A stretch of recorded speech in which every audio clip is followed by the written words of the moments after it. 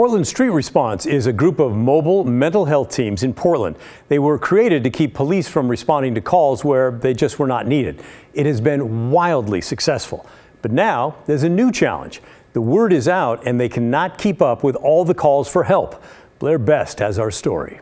What this means is those going through a mental or behavioral health crisis or experiencing an emergency with substance use may have to wait longer before help arrives. The crews are just going back to back on calls right now with no breaks. Teams of 2 to 3 mental health crisis responders, firefighter EMTs, and peer support specialists make up Portland Street Response.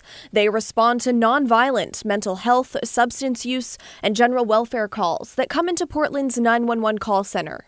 Even though the demand has exceeded our capacity to handle all of the calls that are coming in, it's informing how big we need to scale this program. Robin Burrick leads the program. It started last year, focusing on the Lentz neighborhood in southeast Portland, and they got about 4 calls a day. In March, they expanded citywide. Now they get about 13 calls a day, mainly wellness checks, but don't have enough staff to answer them all. I knew it was going to be busier. I guess I just didn't realize it was going to be this busy. Burrick says they have 16 employees and need 42 more, and the hiring process is slow. We don't want to just bring 40 new people on all at once. We want to be very thoughtful about how we scale and phase this program up. In the meantime, they're taking 5 calls at a time. The rest go on a wait list or to the police and fire department.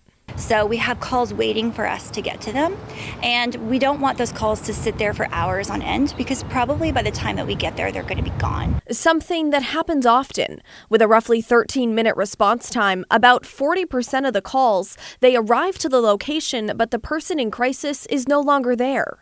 Because we have such long wait times before we can get to them. City Council just approved an $8.3 million budget for the program, but it's still unclear if this will be enough to cover the future service expansions. I don't think I could do anything differently. As much as I would love to be able to scale up quickly and snap my fingers, this is just part of scaling up. By mid-October, another 13 teams will be added to the program with the goal of providing 24/7 services. Right now, they operate Monday through Thursday, 8 a.m. to 10 p.m., and for the rest of the week, 8 a.m. to 6 p.m. If you need to get help from Portland Street Response, call 911. Blair Best, KGW News.